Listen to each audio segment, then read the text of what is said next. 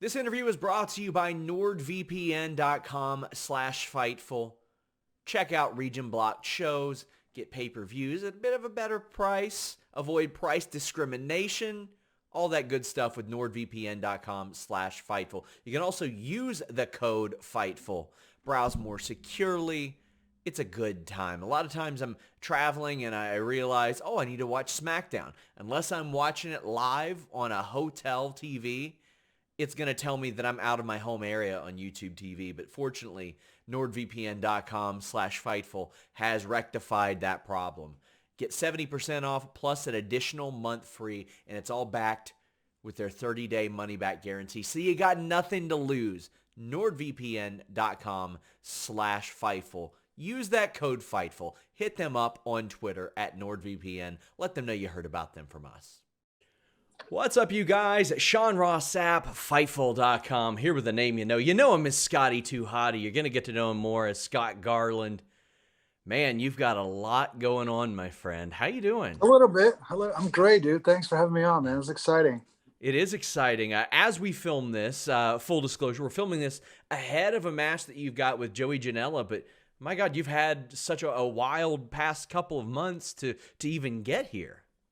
Yeah, it's been crazy, dude. Like, if you had told me this is where I would be even a year ago or 6 months ago, I'd be like, this is, it's insane. It wasn't an easy decision, right? To leave the largest wrestling company in the history of the world, right? And a guaranteed paycheck every week. But everything since I did it has been 100% positive, and the reaction and the feedback, everything has been like, made me feel like I've done the right thing. So, dude, I'm so excited for, 2022 and the opportunity to get back out there and have some fun again. And this will be your first match back, correct? It is my first match. My first match wasn't supposed to be until the 21st and the 22nd in the Carolinas for Big Time. And then I was just originally I was just going to do an appearance at GCW. And they said, we think we'd get more out of it if we did a match. So I was training to come, for the 21st and 22nd. And then all of a sudden, I think it was like last week or maybe 7 or 10 days before the match, it changed. So I had to fast track my training and try to get my cardio up and try to get in a ring to get a little bit of timing back. So it's been a whirlwind of a couple of weeks. Also, I mean, you mentioned being in the top wrestling company. GCW is the top independent promotion. So it's like, if they want to put you in a featured spot to wrestle, like, how do you pass on that given what you just came from? Especially with a guy like Joey Janela, right? Like, who gets it, who's entertaining, who's brilliant with what he does and marketing himself. And I mean, here's a guy, like, he's the guy that I can go like him, guys like him, Matt Cardona, are played into why I left. Like, I'm seeing these guys, the whole landscape of independent wrestling has changed in the last 5 to 6 years since I've been out of it. They're self-promoting themselves, and they're using, social media and all these different avenues to be their own promoter. And I'm like, dude, that looks like blast to me, So I think Joey is like the perfect opponent, and GCW is a perfect first company back. And like you said, like, how do you pass up having that be on January 1st of 22? It's just like a perfect storm. So when you approached WWE and said, finishing up, like, was it an immediate thing? Was it a giving them notice thing? How does that work out, and how do they respond? No, it was an immediate thing. Well, it was building over maybe the last 6 months. It all started during the pandemic, and everything started to change. And then more so over the last 6 months, I started to have different thoughts come into my mind. I saw people outside of WWE, independent wise, AEW wise, international wise, out there having fun. And I just wasn't having fun anymore. And I had great 30 years working for them. And I'm so thankful for everything they did for me. And they gave me a platform. And I mean, you and I probably wouldn't even be talking if it wasn't for my time there, right? So, and that's what I say, like, I have to be thankful for that, but I just wasn't having fun there anymore. I would be driving to work at the Performance Center every day, and I just almost my stomach in knots. And, I blame it a lot of it on the pandemic. And, that, because that started which seems like it started the releases, and all of these people that I had coached and been friends with, and some of them became like my kids, and all of a sudden they're getting released, and I'm finding out about it on Twitter. Like I'm their coach. I'm encouraged to build a relationship. You like I would get the heads up. I was the person who reported a lot of these releases. Yeah, and I was finding out from you. I would get the thing, and then I would message some of my friends that worked at the Performance Center. Now, granted, I didn't know you before this, and they would send me question marks back. That can't feel good.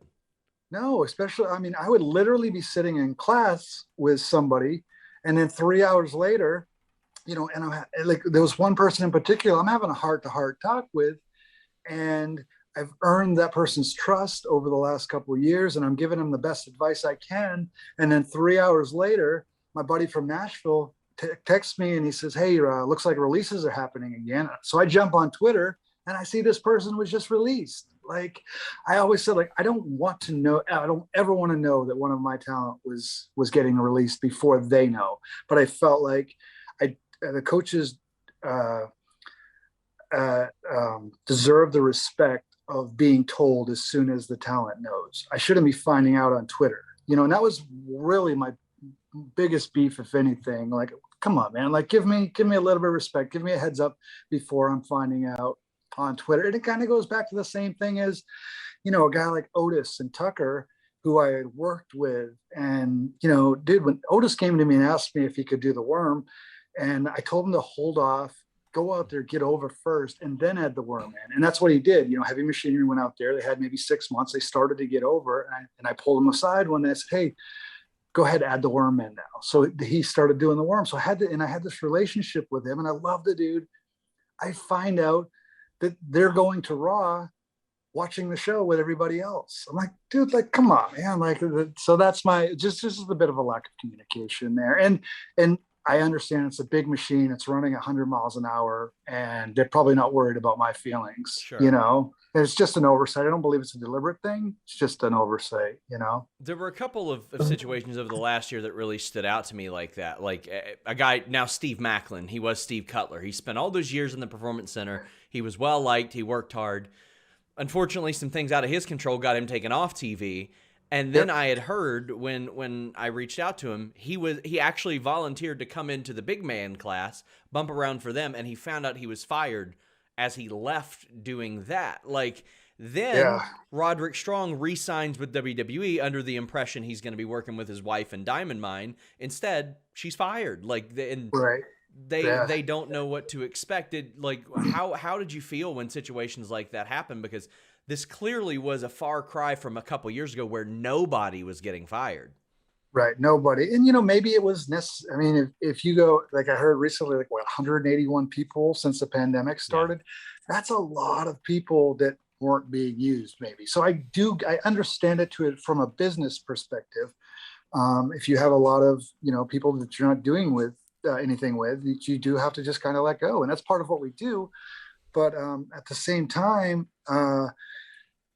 just give us a heads up, just a little bit of a heads up. And a guy like Macklin, dude, like both him and Wesley Blake, two of the best, like two of the best there are. We used to open the NXT, a lot of the NXT road shows with Street Profits versus Forgotten Sons, Blake and Cutler. Forgotten Sons. Like, it was a perfect opening match, and they understood how to go out there and work an opening match.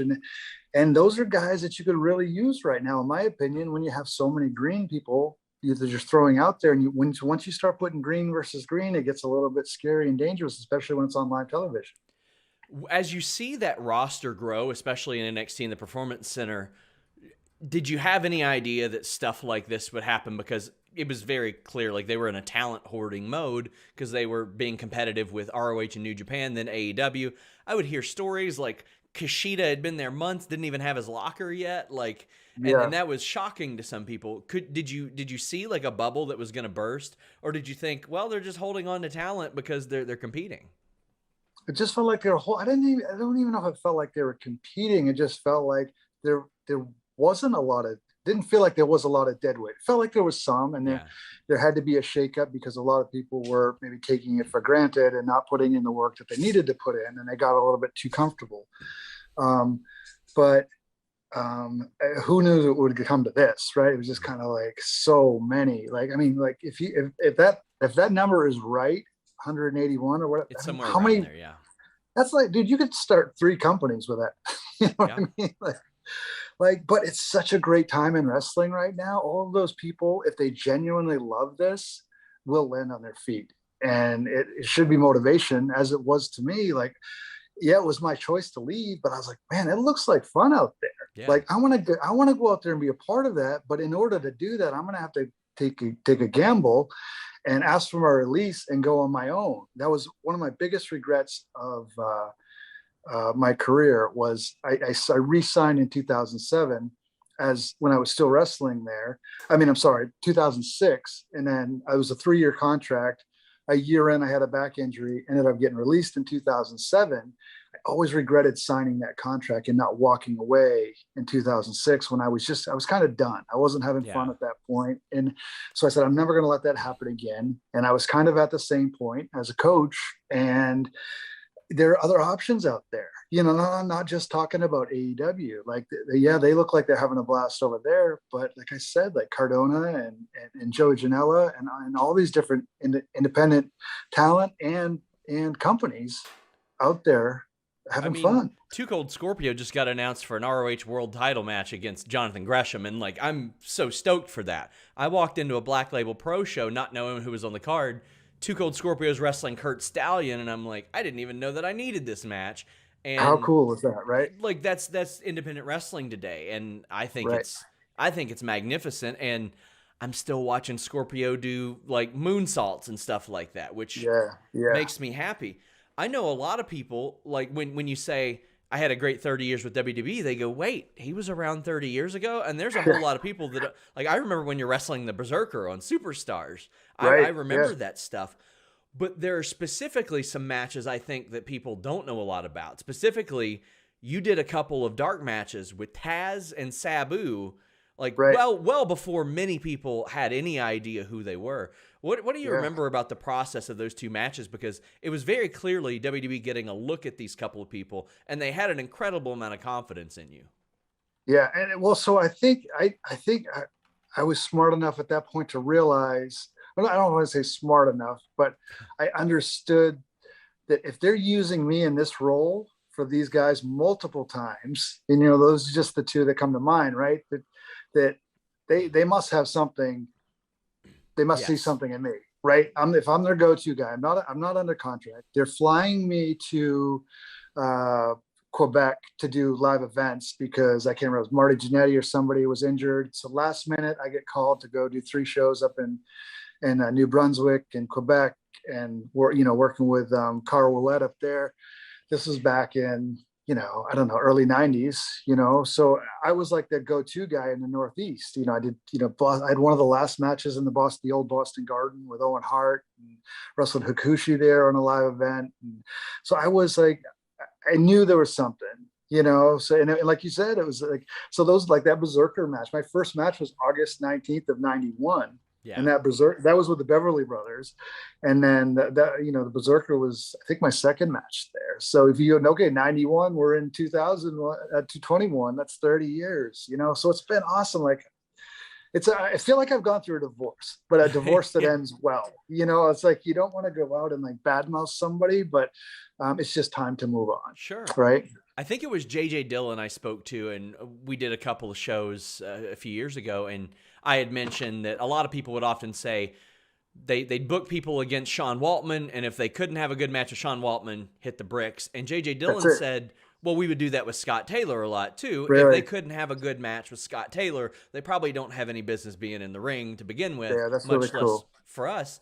So, I mean, like you were on TV tons of times. When was it you first signed your first WWE deal? I had always heard it was after you did a couple of ECW spots, and they were like, no, come on in now.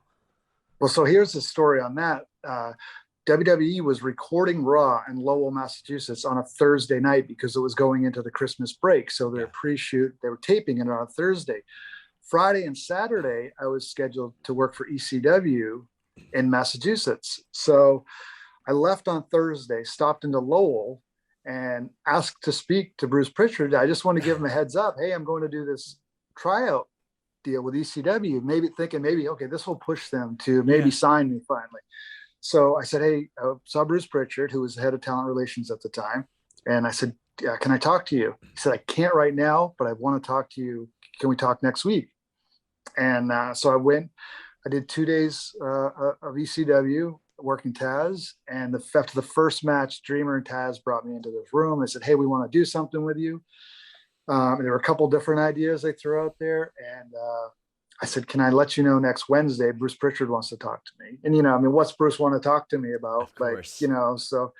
So I talked to Bruce the following Wednesday and he said, hey, we're starting this light heavyweight division and we'd like to sign you. So that was it, man. And I'd also, at the time, Tony Rumble was booking guys for Nitro.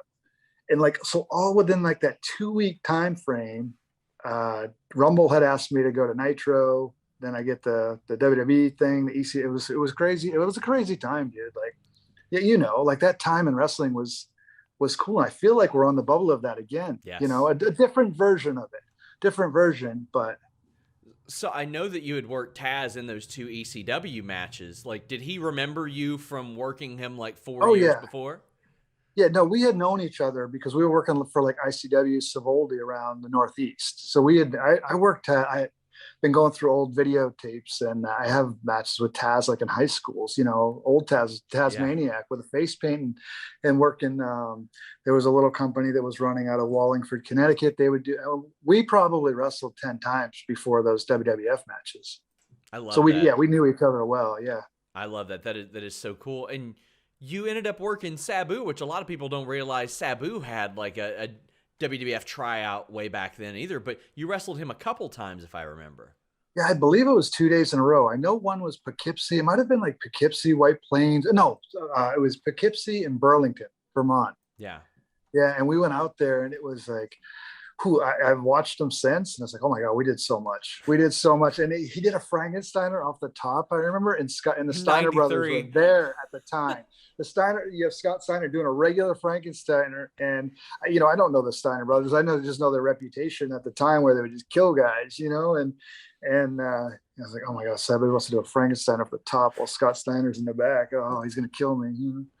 How did Scott say anything to anybody? No, he never said it. He never said anything. Maybe he wasn't watching. That's the only explanation probably, I have. Right. Yeah. You know what? They've always been awesome with me. Actually, Brian and I worked the Steiners on a Hermie Sadler show in the Carolinas. Right after I left WWE in 07. And I was terrified. My back was jacked up at the time. Could barely walk. And I get there and we're working the Steiners. And I didn't really know them.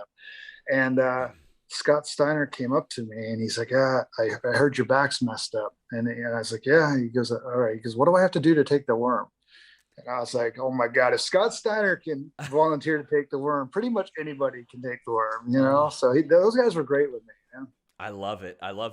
I know we're jumping all over the place here, but when you're at the Performance Center and you're coaching and stuff, I hear about PC Live matches and stuff like that. Are you actively getting in, working practice matches with people? Is that a thing that happens? I'm so interested in this process. No, I never had a match. I never took a bump in a ring the whole time I was there as a coach. Wow. They didn't want that. They actually wouldn't clear me to do that because I had my neck fused. 5, 6, 7 was fused. So they said, okay, you can coach, but you can't bump because of the neck thing. And then they brought back Rhino and Kurt Angle, who had the same deal. So I don't know. Edge. You go figure. But one of those, those. And Lita worked a match. And yeah. So I never did. I would get it. I would kind of do some of the drills, crisscross drills, and some of the cardio stuff with them. But and punch. I was one of the coaches that worked a lot with punches and strikes with the guys and girls. But no, I did it. It's so crazy. 5 years under contract, not once did they use me in a I don't know, and dude, I'm pretty honest with myself. I know I wasn't a top guy, but I feel there was something, especially when you have Otis out there doing the worm, and you got a guy who that was his thing in the back, who's his coach. I don't know. It feels like a missed opportunity. It's an easy reaction because everybody knows who you are. So as I mentioned that, like I want to talk a bit about the Royal Rumble later, but I'll go ahead and ask you now. We've got Sean Waltman saying, book me. I want to do the Rumble. Like if they took a look at what you did this weekend or over the next month and they said, hey, come do the Rumble, would you do that? Yeah, I mean, I have nothing against it. Like, dude, that's they. I grew up a WWF fan. I'm still a fan. You know, I want the best for everybody. But I was there for 5 years and available for 5 Rumbles, and nobody said anything. You know, they tend to use the same people over and over and over. But I don't know. Like, it was a weird thing. You know. So I am working on a Royal Rumble feature, and you had some pretty memorable moments that I want to get your memories on. The one that so many of us remember is the MSG moment, and that's just got to be like the coolest thing. You're in there with your tag team partners, your friends, you're dancing. Then, of course, Rikishi eliminates you. But do you remember the process of being told how that was going to come together and all that? Because occasionally we see those entertaining moments. Ernest Miller in 2004, but this is the one that stands out. Yeah, it was. I mean, I think that was definitely a career highlight. You know, if you look back, like it's the Royal Rumble. You know, it's Madison Square Garden. It's sold out. It's in the peak of the Attitude Era. Like, and we just stopped the Rumble to do the dance and blow the roof off the place. Like, it's one of those things. You go, okay, nobody can ever take this away from us. Like, we had this magical moment out there that was awesome. And I can remember, I didn't know about it till the day of the Rumble, and I walked in and I saw the lineup on the wall, and I can remember Pat Patterson explaining it to us. Right, he was there like right at that moment. He kind of gave us a rough idea about what was going to happen. But you know, it's one of those things when it happens. Even when he's telling you, you don't realize 20 something years later, it's gonna be still such a cool thing, right? I love it. And then there was another moment, and one of the first wrestling seminars I ever went to. One of the pieces of advice was you don't have to bump to put somebody over. No. And then there was the Undertaker Maven situation, and your facial reactions put over everybody in the ring to me. I watched that again recently, and I was like, that just made Undertaker look even more menacing. It made you look smarter because you're like, what should I be doing here? And it made what happened to Maven accelerate even more because this veteran that we have seen in the ring with all kinds of people is like, that's pretty messed up. Yep. What was that like for you?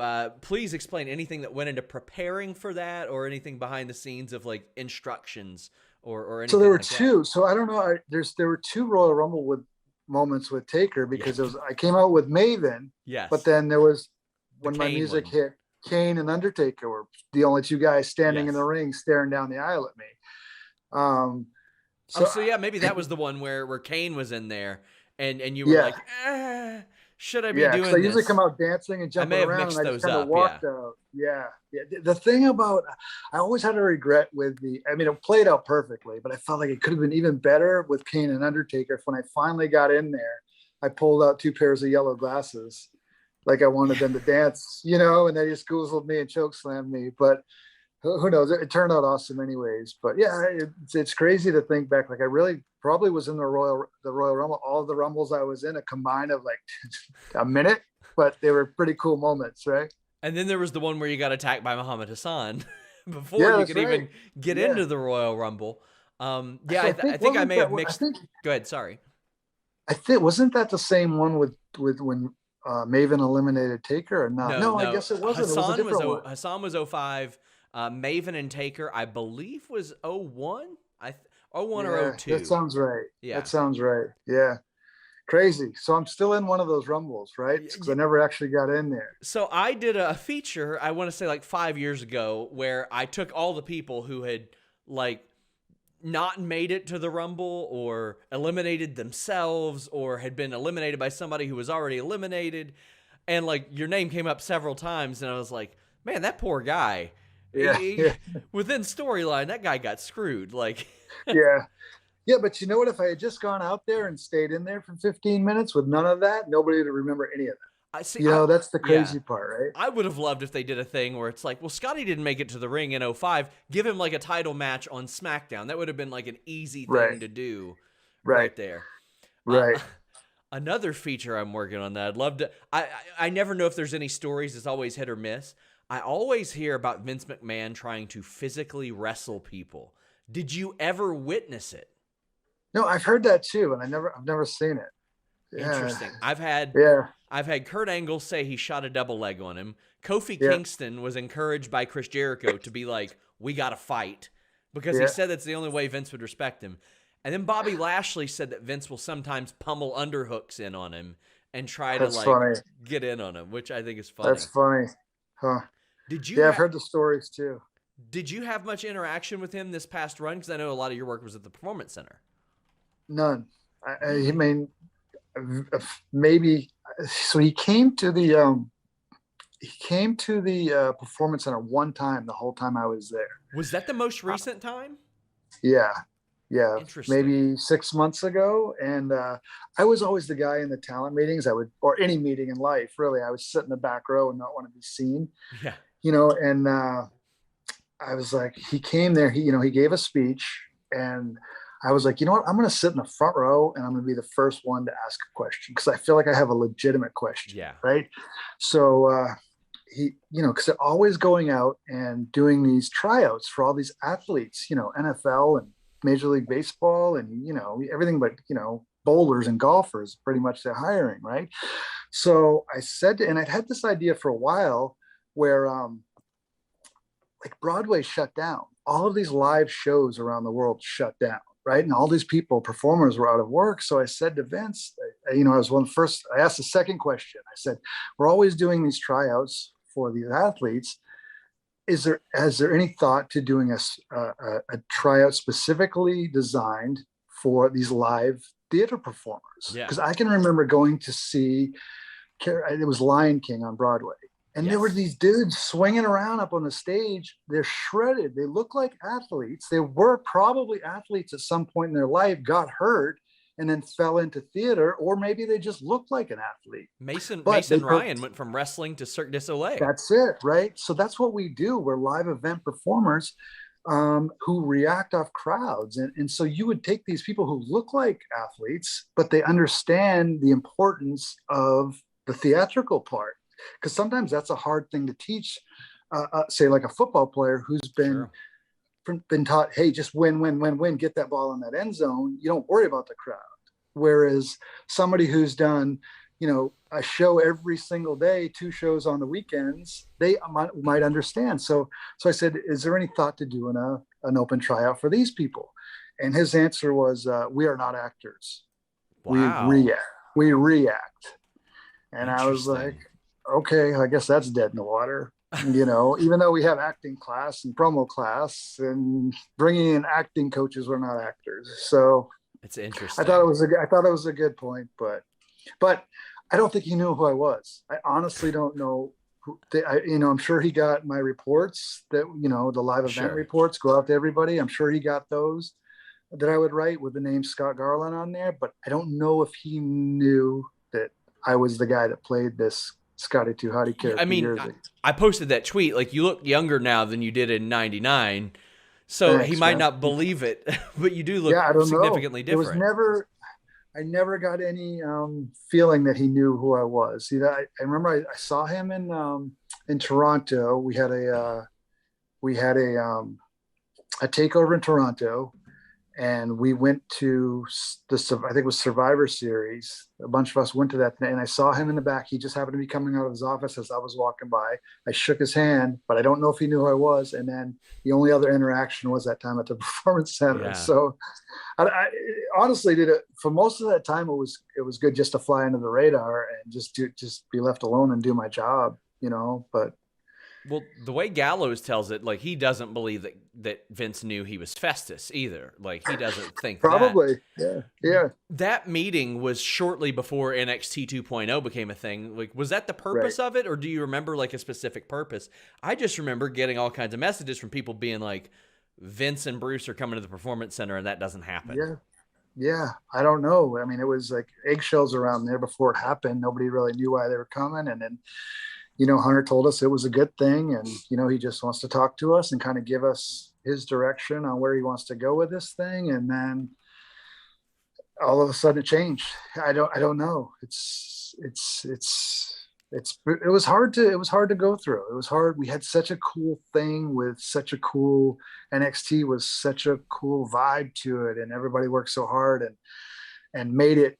I keep saying that We Are NXT was not just a marketing hashtag or slogan. Like, that was a real thing. Like, the Garganos, Champas, Coles, all those guys, like, we believed that. Like, we were proud to be part of NXT. We would roll into WrestleMania weekend or SummerSlam weekend and steal the weekend.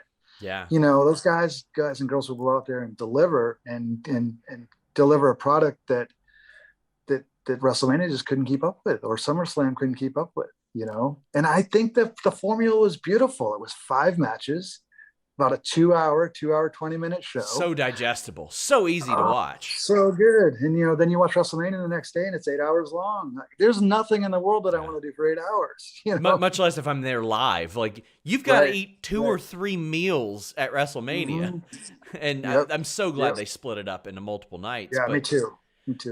What did you think of NXT 2.0? Obviously, you worked around there for a bit there, and some people love it, and some people just loathe it. I think the idea behind it is good. It's going to give a lot of younger people an opportunity to get seen and be shown. I feel like for a guy like a Kona Reeves or a Wesley Blake or some of those guys who never really got the chance on the old one, the opportunity, like, this would be such a great time for those guys, but I would do a little trick where anytime I'd hear a guest coach came in, I'd hit him up afterwards and I'd be like, who'd you like? Kona's name came up a lot. All the time. I will never understand that one, man. I was gutted on that. Like, here you got a 6 foot something jack Hawaiian kid who can work, and you can't find something to do with him. Like, and he's a good dude, man. And he works so hard. Like, yeah, he was there, 6-7 years, but he was a kid when he came in there, and he's a man when he leaves. I just watched him grow up, and it was hard to see. And then that I think, back to what played in my decision to ask for my release, it was seeing that start to happen, and these guys, like, how do you let them go? But you're going to hire this person who doesn't even know, ask them who Savio Vega is, Yokozuna is. They don't even know who that person is, but you're going to give them an opportunity over a guy like Kona Reeves. It was frustrating, When I saw them let go of guys like Kona Reeves or EJ Nduka, I'm like, I don't really know what they want anymore. And even on the main roster, when they let go of a Braun Strowman, I go, what are they after? What exactly is it that they desire now? Yeah, EJ's another guy who was, like, inspiring for me to go out there and do. I saw him leave, and he was in my class a lot, and I saw him grow, and like, to see him go out there, and he's going to Mexico and, working for MLW and doing great up there. It just looks like he's having fun, and he's self-promoting himself, which is it's just awesome, If you're not self-promoting yourself as an independent wrestler these days, you're missing something. With social media, it gives you, that was why I opened the YouTube channel. Like, I have all this stuff that I want to be able to put out there. Found all of these old, VHS tapes with these matches with Taz and Perry Saturn on independent shows before anybody knew who any of us were, that I want to be able to put up there, as well as new stuff going forward as I go out and get back out on the road again. And, it might not even be wrestling stuff. I'm like, hey, here's 3 minutes of my time in the UK this weekend. Like, if you want to watch it, check it out. Like, I saw one you posted with Just Incredible last week. Last week, who former Aldo Montoya, PJ Walker, and it's a good, like, solid 15 minutes of work there. And it just, the YouTube channel just gives me a place to put that stuff, with something that's 15, 20 minutes long, and I don't have to do it. I upload it, and if I want to say something, I can. If I want to voice over it, I can. I don't want to do a lot of editing to it. Sure. Some of this stuff, I just want to throw it up there, so at least it's saved. I get it off these VHS tapes and put it out there. So do you have to convert that? Like, how does that work? I do. Yeah, I convert it over, and then what happened, Sean, was I I had all of these home movies with my kids, you know, and all the Yeah. little mini tapes. So I bought this converter and I had like 50 of these tapes because I wanted to have saved. And I made a private YouTube channel for my family and started uploading all these. And then I, you know, come across all these VHS tapes with all this stuff that I've interviews and matches and, you know, from all the way back to my first match in '89. And that was my first upload, you know, and as soon as I uploaded it, that very first match, I only have it on the original VHS tape. I uploaded it, and when it automatically ejected from the VCR, and the tape was all mangled. Oh no! So at least I got it. Yeah, I got it on digital. So. Oh my gosh, we definitely encourage people to check that out because I loved it when I saw the Just Incredible one. I was like, oh, this is awesome because there's so many of those people, as you mentioned, that you worked before WWE or WWF. I have an independent match from somewhere in Massachusetts with Hakushi that I didn't even remember doing, but I'm going through this stuff and I'm like, what, like, I need to put that up there too, you know? I love it. I love it. We'll kind of go back to NXT because I'm very fascinated as to what your mentality was when, for example, it's maybe June or something, and Adam Cole himself thinks his contract is up in 5 months. They walk up to him and they say, hey, bud, your contract's up in 3 days. Pete Dunn, too. Pete Dunn re-signed. But I know at one point there was an expectation that O'Reilly, Gargano, Cole's deals would be up within a couple weeks of each other in December. But all of a sudden, your top star on NXT is just not going to be there anymore. What was that like even finding that out?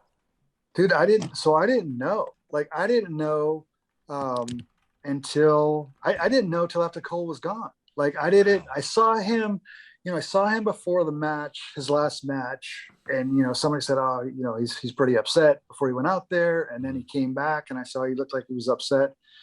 And like Regal was talking to him over in the corner. And I was like, I don't know what's going on. Like, we were kept in the dark on a lot. Yeah. You know, everything was very hush hush there. And like, I didn't know until after he was gone, you know, and for sure. And like, even when, you know, even with Gargano, is he gone? Is he not gone? Like, I don't know. You know, I see he opens his Pro Wrestling Tees store. So I go, okay, I assume he's gone, but but even when I was there, it was like that, you know? I'm also interested, over the years, I'm sure that you had plenty of interactions with him, but Kevin Dunn is a guy that we hear a lot about, but we don't see a lot of. Right. I know that he came by a couple times around NXT 2.0 to help production kind of learn some things, but any interactions you specifically remember with him? Because he's a fascinating guy to a lot of people. Yeah, I never saw him. I heard he was there one day at NXT, but I never saw him there. He was always okay with me. Like, you know, we had very little interaction, but he was always okay with me. Nothing bad, you know, but I never saw him there. Like, but it's kind of, so the production at NXT right now, the production room is actually set up in another building. And with COVID, they weren't having us intermingle. So interesting.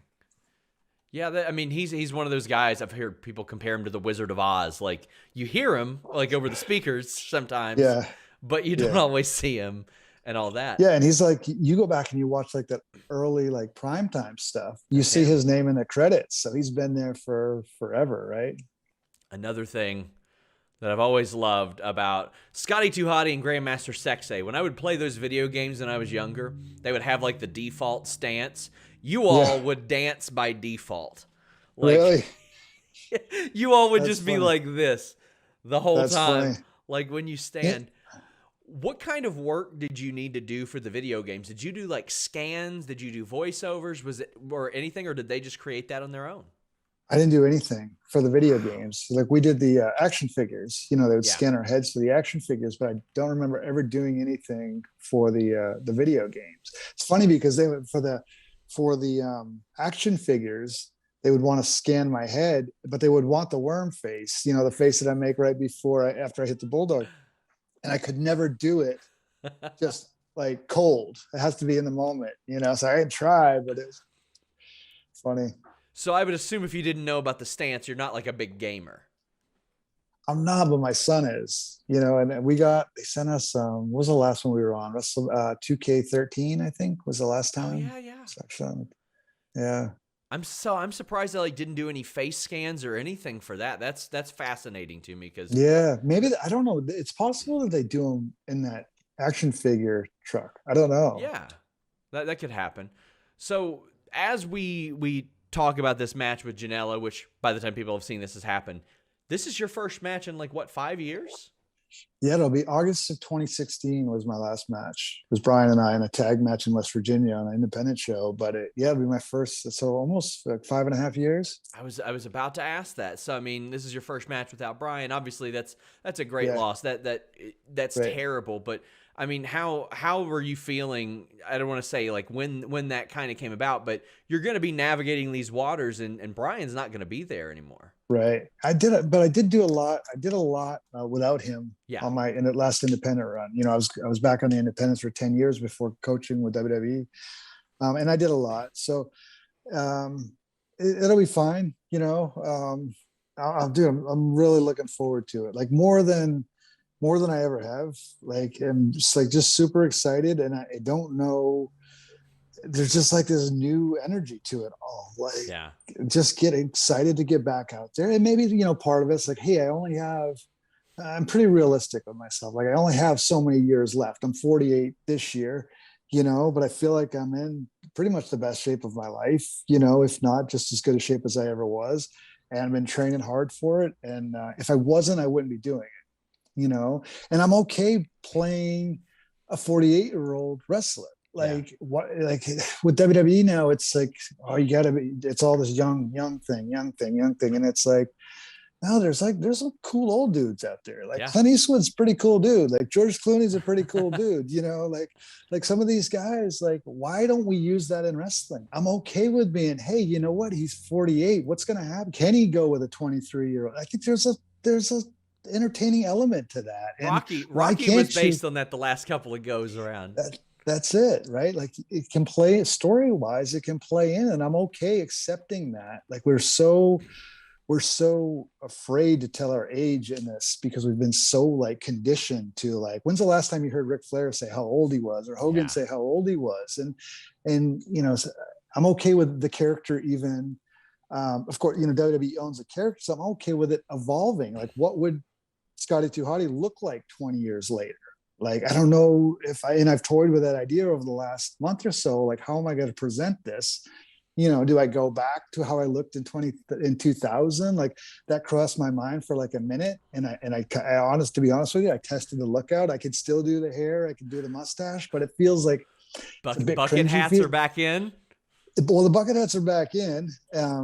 But like, it just felt a bit cringy to go back and be a 48-year-old guy dressing like I did when I was 27. Sure. So I think the smarter route is like, dude, Chris Jericho is the master of it. He's evolved over the years to many different characters. And I think the audience, especially the independent audience, will appreciate an evolving character more than they will, oh, this guy's just coming in and riding off what he did 20 years ago to take the check and leave.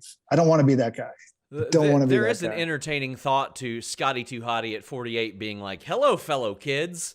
Yeah. You know, of course, the people want to see the worm, so you have to give them what they paid to see. And there's a fine line. Like, there will be certain times, okay, they want to see this character. I don't know if like a company like a GCW, that's what they want. I think they'll appreciate the evolving character more than they will just, okay, here's the nostalgic thing, you know? And Scotty 2 Hotty is so ingrained as WWE. That's what got Matt Cardona over as a heel so much there, is because he was so much the WWE guy that people are like, no, piss off. That's not what we want. And it got him over. Do you think there's any possibility of a revolt? Because, I mean, right now, you've got so many people that love you and respect you, and they're like, hell yeah. But do you think there's, like, do you see, like, maybe a heel, a menacing Scotty 2 Hotty in the future? I've thought about that, you know, so in 2008, I just left WWE in 2007, and they booked me for Ring of Honor in LA.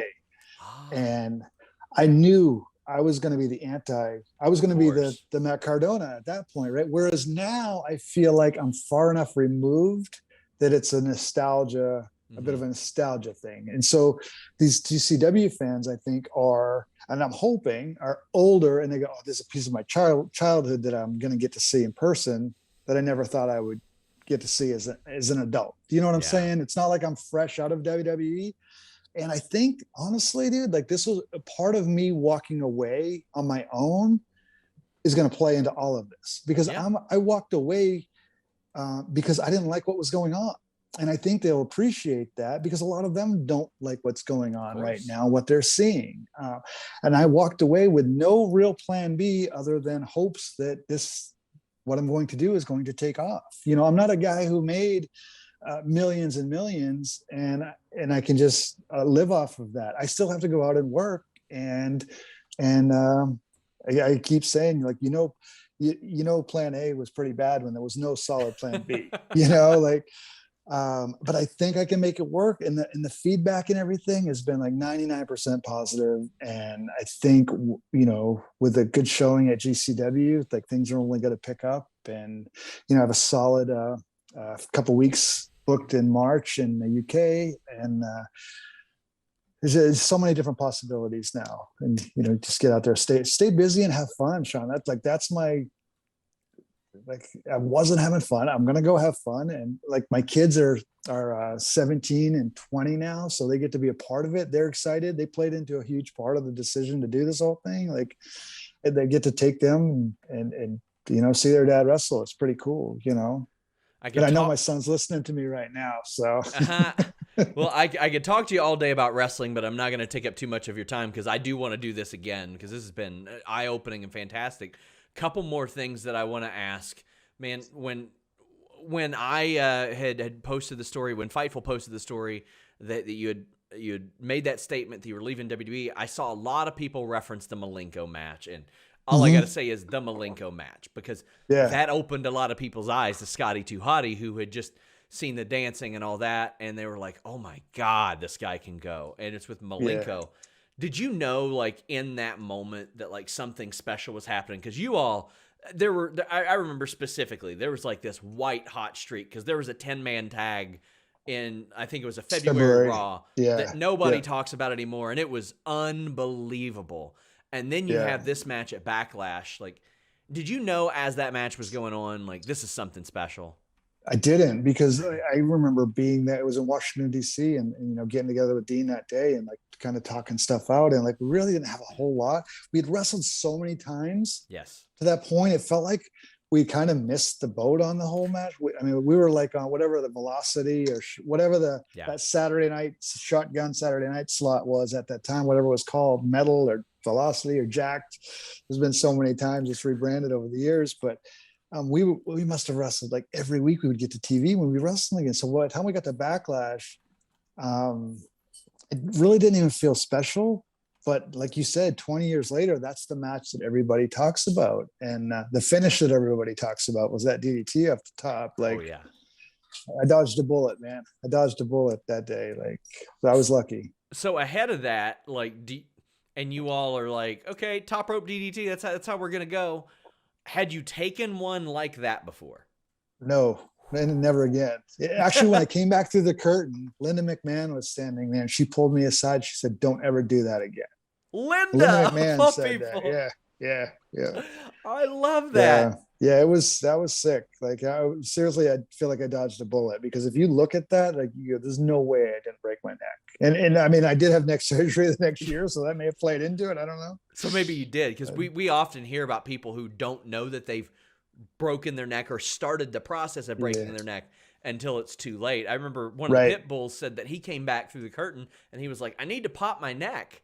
And then they're like, "You broke your neck, buddy." Yeah. Crazy, right? My God. Yeah, but it was a cool match. So Dean and I were like, I think it was just a perfect combination. And I think it sums up pro wrestling, right? If you had Dean Malenko versus Dean Malenko, it's okay. If you have Scotty to Hotty versus Scotty to Hotty, but when you take black against white and two different things, that's where the interest comes to me. And that's part of the art of, like, and I think as we grew up, you see all of these larger than life characters who I want to see this guy wrestle that guy. And, like, that's what makes it fun. But when everything becomes one way, styles make fights. That's it. Like, and I think back to the territory days, you have all these territories coming to the WWF, right? So you have all these different styles and characters meshing, which made it fun. Now everybody's been, the negative of the Performance Center is everybody's being trained under one roof by 8 to 10 of the same people. So it's basically all the same style. And I think you lose something in that. Man, I cannot wait to talk to you again as we wrap up. One Royal Rumble that I didn't ask you about and I forgot about, and a lot of people do. You were in a tag team Royal Rumble in 1998. Do you remember this? It's Kane and Mankind won it. Really? What was that on? It was on Raw, and I went back and I watched every Royal Rumble, and I completely forgot about this. It was like the Headbangers and Midnight Express and you and Brian, and it was like a top contender for the tag title. Like, do you remember anything about that? I don't even remember the match, Sean. Oh my gosh. It's crazy. I'm going to have to send that to you, and next time we'll talk about it, because I do one of these features on the Rumble every year. But yeah. I looked at that and I was like, man, like anything to pop a number, I guess. But yeah, that's crazy. There's a lot of cool stuff that I did with cool, like you go, how do I not remember that? Like I'll see something with The Rock. And I go, how do I not remember doing this with the most famous person on the planet? You were doing it every day of your life. Well, that's what it was, because at the time it was, okay, Monday Night Raw, shoot the show, shoot SmackDown on Tuesday, fly home on Wednesday. The last thing I want to do is go back and watch wrestling on my 2 days off. And then we'd go back out Friday, Saturday, Sunday, Monday, Tuesday again. So at that time, it's just 100 miles an hour and you don't really have time to stop and appreciate that stuff. I think, Well, guys, we encourage you to check out Scott's YouTube channel. I love it. I saw it and I immediately hit him up and I was like, I got to talk to him about all this. We have his Twitter handle as it's still at the Scotty Too Hotty, correct? WWE is supposed to be changing that, and they haven't. They did change my Instagram for me to the Scott Garland. Okay. Supposed to be changing the Facebook, and so I think it's probably just on Twitter's end that they haven't got around to it. We'll throw up Scott Garland just in case. Like we'll take care of you. We're gonna have links to his YouTube below. But tell the people where else they can find you, where else they can support you, and check out what you're doing. It's all all Facebook. I'm on Facebook, Instagram, Twitter, the YouTube channel, like you said. And dude, like I genuinely mean this. Like I'm at a point in my life where it's so cool to meet people and have people come out. And now you're getting fathers bringing their kids out. And and with YouTube, like people can go back and watch all of this old stuff. So like I genuinely enjoy meeting people. So I'm excited to get back out there and do the meet and greets and do the shows and get to meet people again. So please come out. And whether it's a show or a signing or whatever, just come out and say hello. I do appreciate it. Well, I hope we get to do this again, because I've got a million other things I could ask you. Anytime, man. Anytime. 30 years in, and this is the first time I got to interview you. So we've got plenty of source material. Guys, check it out. Support Scott Garland. Until next time, guys, we're out.